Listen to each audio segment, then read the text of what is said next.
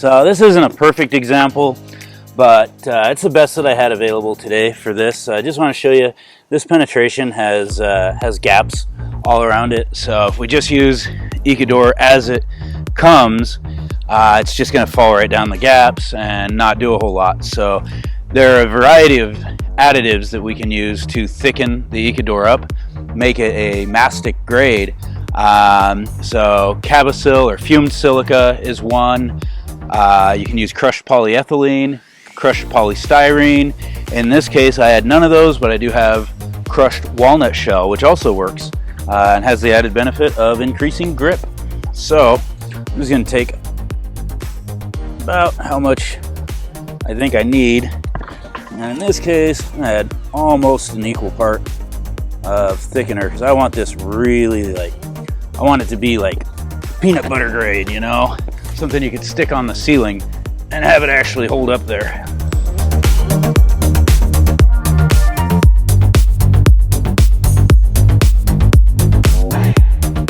So you can already see how thick that's getting. It really barely wants to come out. I'm gonna go a little bit more because again, I just want this one thick, thick, thick.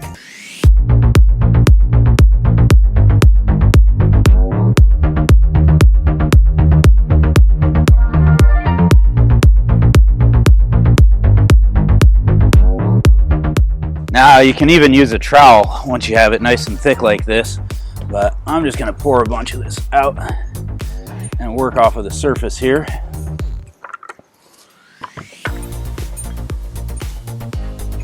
That's going to do a real good job for me getting in, filling those gaps, and staying there.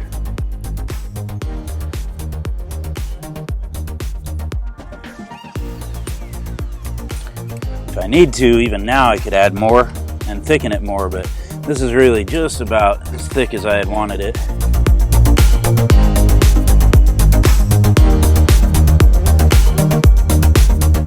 Now keep in mind, Ecodur has no maximum mill thickness, so if you got to fill a blister, anything that way, there's some other tricks that we'll get into in a different video, but this is also one way that you can go about doing a really good blister filling.